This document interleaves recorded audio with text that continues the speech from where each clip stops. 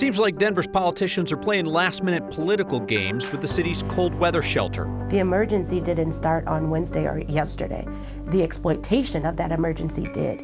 The future of clean drinking water in the Arkansas Valley after President Trump vetoed a project he supported just to punish Colorado. I look at it as a big slap in the face for rural southeast Colorado. And attention, citizens of Colorado, especially anybody coming to the game Sunday in the Steady City. You need to be bundled up and loud. All right, Miles, what is your good news? He's a horse of few words, so I'll have some about why I've never been more proud of Broncos country. Tonight on Next. Denver's mayor is unilaterally opening the city's cold weather shelter after his office suggested here yesterday they weren't able to come to an agreement with city council on it. Our Spencer Soisher asked, when we are dealing with something as serious as saving lives in sub-freezing weather, why the political games as the temperatures plunge? We are running out of space and we need to use this ballroom. One of Denver's largest cold weather shelters opened this morning. Over 200 beds now available on perhaps one of the coldest weekends we'll see all year.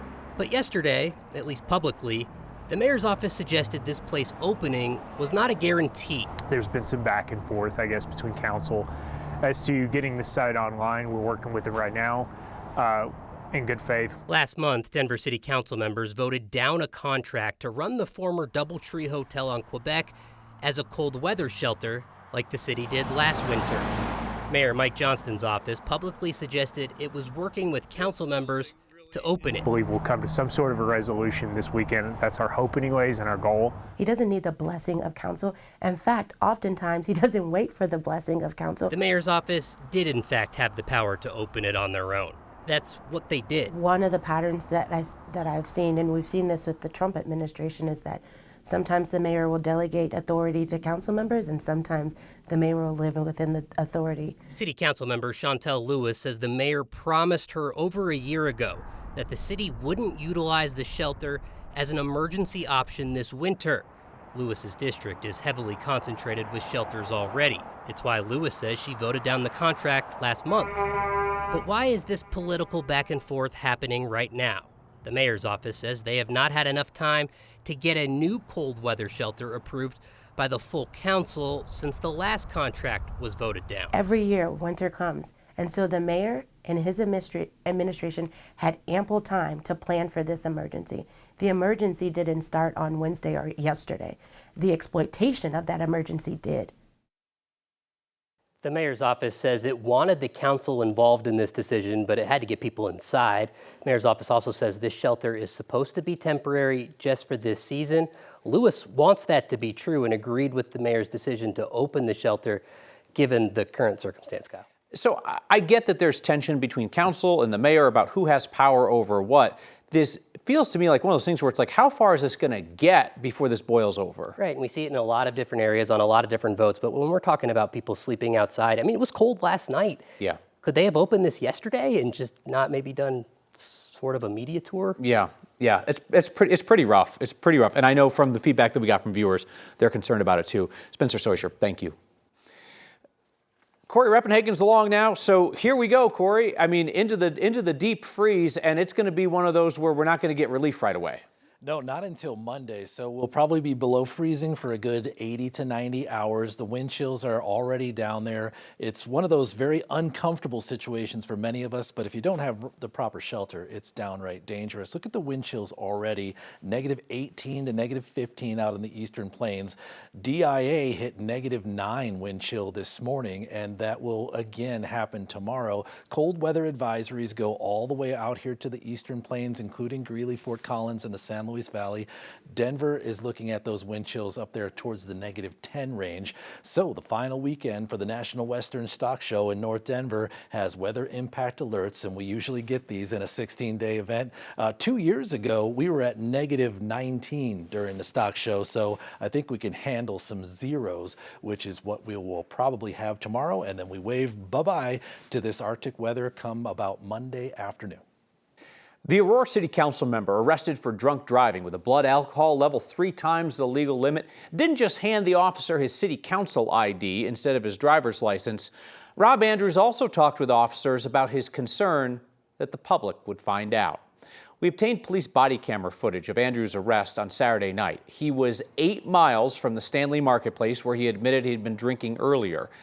We should say his sober adult stepson was a passenger in the vehicle when Andrews was stopped for making an illegal turn and weaving. I'm more concerned about the public not knowing about it. Okay. We don't tell anybody.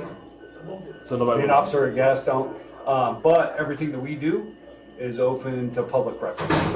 So we don't go broadcasting, hey, we arrested whoever. No, I'm sure you did. That's not. I'm sure But if somebody pulls an open request, open records request, everybody How do you gets get that arrested. sealed? I have no idea. It wasn't sealed. We got it on Monday, and then the video today. We called Andrews today to ask why he wanted to keep the arrest quiet from the public. He declined to comment to us on the record. Andrews also has not answered our direct question about whether he will resign from office. He was just elected in November to a citywide at-large seat as his fellow progressives took control of Aurora City Council for the first time in a long time. Andrews currently leads the Public Safety Committee.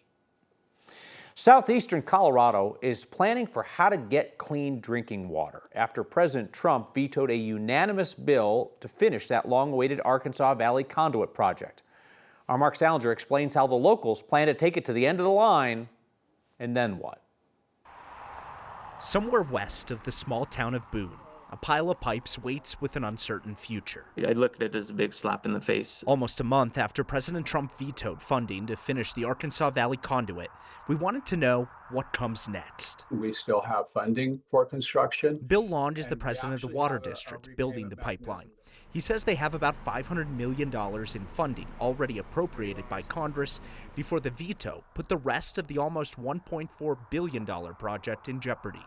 There's enough to continue construction for about 2 or 3 more years. Is it Manzano? Is it Rocky Ford? Is it Swink? It would be somewhere in that neighborhood, but depending upon how our contracts come back, will depend upon where we actually get to physically. There might be enough money left to make it to Mayor Dwayne Garole's city. I think right now is projected to reach Rocky Ford in 27 or 28. In Rocky Ford, they're hopeful clean water will still be pumped in from Pueblo, despite the veto. In the city of Rocky Ford, our water does meet CDPHE standards, EPA standards. It's still not the cleanest. It still doesn't taste the best. Down the road, farther east, the future is more uncertain for towns like Las Animas. But if it does not make it here, then it's going to cost the city quite a bit of money. Richard Elliott runs the Public Works Department here. The town relies on an expensive reverse osmosis system for clean drinking water, but it produces a lot of dirty byproduct. Using that long term, they'd have to build a sewer treatment plant, which would cost tens of millions of dollars. No, we don't have that money. Up and down the route of the proposed pipeline, there's uncertainty, but there's also hope that a veto isn't the end of the project. It's going to take all of us working together to make this happen. I think in the long run, it'll still get pushed forward. After 20-some years, again, we're not giving up. We can't give up. For Next, I'm Mark Salinger. Leaders on the project tell us they're working with the Colorado congressional delegation to add the project to a larger piece of legislation. Perhaps President Trump wouldn't notice it there. Perhaps he'd sign the bigger bill for whatever else was in it. But even that, they say, could significantly delay the project. It is no surprise that Coloradans are squeezed by the incredible cost of childcare these days. When that cost keeps parents out of the workforce or prevents them from finishing their education, the family's problem then becomes the community's problem, our economy's problem. That's why this week's Word of Thanks microgiving campaign supports the Larimer Child Care Fund. That project of the United Way of Larimer County provides child care scholarships to families who don't qualify for the state assistance available to the most needy families, yet still don't make enough to afford child care that can cost more than $15,000 a year per child. The Larimer County Child Care Fund has twice as many families on the wait list than it was able to serve last year. So our donations will allow them to help more families afford high-quality child care of their choice. Parents pick from licensed providers. The fund pays the provider directly. They aim to have no family paying more than 15% of their income on child care. Scan the QR code on your screen. Text the word THANKS to 303-871-1491 to get the link to join me and a bunch of other Coloradans in donating this week. 7,000 of you have signed up to make a monthly pledge to the Word of Thanks Fund. You put in your info one time, pick the donation amount, and each month your generosity is automatically split among all the nonprofits that we feature. In November, our recurring givers added an amazing $50,000 per week. Coloradans are going to vote this November on a conservative-backed ballot measure to require local law enforcement to work with ICE. And it has never been easier to approach our neighbors and ask about the good news in their lives, especially everybody wearing orange and blue. Life is great. It's going to be even better on Sunday. Your good news and my thoughts on how Broncos country is handling a setback that would have had other cities whining and playing victim. That's next. This November, Colorado's voters will decide whether to require local law enforcement to work more closely with immigration agents. A conservative-backed ballot initiative would change the state constitution to require state-level law enforcement to alert the feds if they charge a non-citizen with a crime. If Initiative 95 passes, state law enforcement officers would have to notify Department of Homeland Security within 72 hours if they charge somebody with a crime and can't determine if they're lawfully in the U.S. That requirement would apply to people charged with a violent crime or people with a prior felony conviction. State law currently restricts some cooperation between state and local law enforcement and ICE. The initiative was put on the ballot by the conservative group Advance Colorado. Since it would change the state constitution, it requires 55% of the vote to pass. The Trump administration has ordered federal agencies to review all of the funding going to blue states like Colorado, after the president threatened last week to cut off all funding to so-called sanctuary states. CNN obtained a memo sent this week by the White House Budget Office ordering all federal agencies, with the exception of Veterans Affairs, to itemize the funds that go to 13 states controlled by Democrats, plus Washington, D.C. The Budget Office claims it's a data-gathering exercise, and that they're trying to root out fraudulent spending.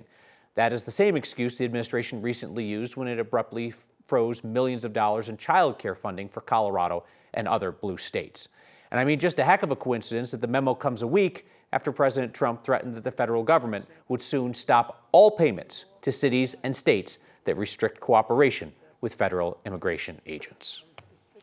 Meteorologist Corey Reppenhagen, when we talk about the lows coming up, I fear the highs. You showed us a high last night that, if I recall, was 10 degrees.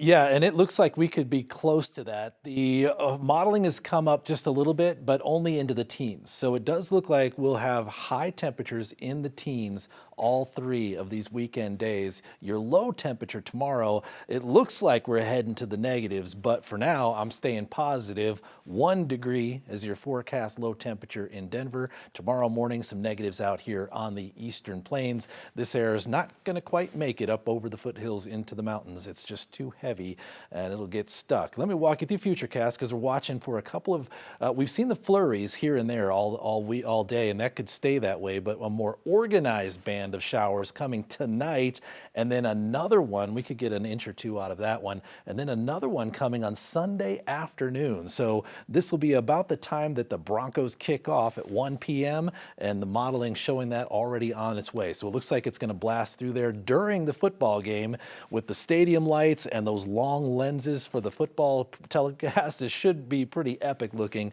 Here, temperature at 15 degrees at kickoff, and the weather impact alert goes straight through Saturday and Sunday, with those cold temperatures staying in the teens for high temperatures. And then we'll finally say bye-bye to this Arctic weather, and it won't be until Monday afternoon. We're about to take a trip to the newly named Broncos Way, and I'll have a word about how some sports teams and their fans are always claiming to be victims, which is not the Broncos Way. A reminder, you can catch Next streaming each night, 6 p.m. on 9 News Plus, and Next is a podcast each weeknight. You just can't see the creamsicle orange jacket. It's annoying and exhausting to be around someone who always thinks they're a victim, that the world's out to get them, that it's all unfair. You'll see whole fan bases of certain sports teams act that way, whole areas of the country convinced they always get the short end of the stick. Which is why I am so proud that Broncos country didn't do that when Bo Nix broke his ankle on the verge of the AFC Championship. Sean Payton came out, he announced the news quickly, immediately expressed calm confidence in the Broncos' backup, Jarrett Stidham.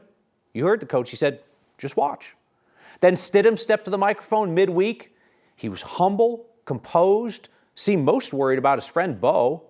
No woe is me from Bo Nix either. After his ankle surgery, he talked about gratitude and optimism. And by and large, that is what we have seen from fans in Broncos country too.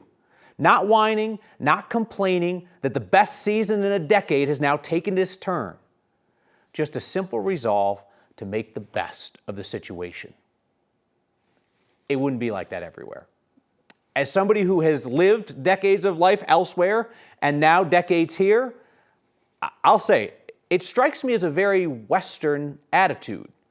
No whining, no blame, no I'm a victim, just a pick yourself up and get on with life mindset, which is one reason why Broncos country is such a great place to live, no matter what happens on Sunday. But for real, go Broncos. This week's good news is obvious, right? They're playing for a shot at the Super Bowl on Sunday. You're changing the name of Bannock Street to Broncos Way, part of the AFC Championship.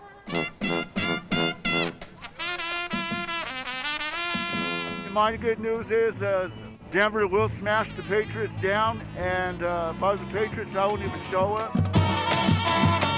My good news is I got this job with the city of Denver. It's a blessing in disguise, and I'm happy here. My good news is I donated a kidney to my brother 6 months ago. Today's his birthday. I work for the city and county of Denver. Mayor sent an email that we could come see this, so I'm here on my PTO. I want to thank the incredible Denver Broncos Stampede who is here. My good news is today is 563 days alcohol-free. I've been through some stuff the last couple years, had a loss in the family unexpectedly about 4 years ago. So it's been a rough ride. This year's Broncos team's definitely helped me.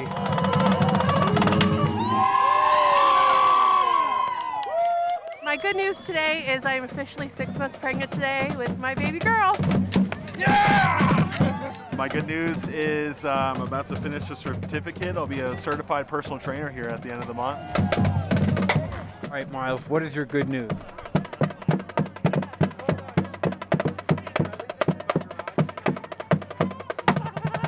My good news is Broncos are going to win 26-10.